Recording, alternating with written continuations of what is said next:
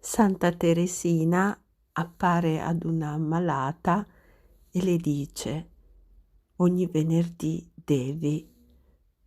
Salve a tutti carissimi, oggi voglio tornare a parlarvi di Santa Teresina di Lisieux, questa santa straordinaria morta all'età di soli 24 anni, che ha compiuto anche e soprattutto attraverso la novena delle rose dei grandi miracoli. È anche apparsa a delle persone guarendole da delle gravissime infermità. Quello che sto per raccontarvi è un miracolo che è accaduto negli anni 40 del Novecento. Una donna era molto preoccupata per lo stato spirituale di alcune persone della sua famiglia e pregò con viva fede Santa Teresina e riuscì ad ottenere la loro conversione.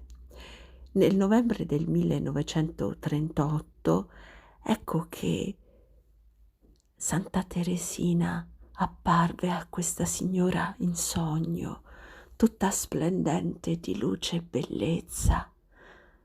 La santa appoggiò il capo sulla spalla di questa signora e la rassicurò di essere contenta dello stato spirituale in cui versava suo marito, e dunque le ordinò: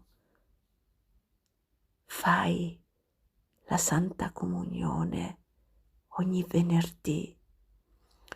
Una grave infermità veniva intanto ad aggravare le già malferme condizioni di salute di questa signora. Per un deviamento della colonna vertebrale la spalla le si abbassò ed incurvò, rendendo necessario l'uso di un torturante busto correttivo, la cui confezione riusciva sempre imperfetta e inadeguata allo scopo. Più fervorose si alzarono alla santa le preghiere di questa povera donna perché fossero alleviate le sue sofferenze, e con viva fede la donna applicò sul male l'immagine di Santa Teresina.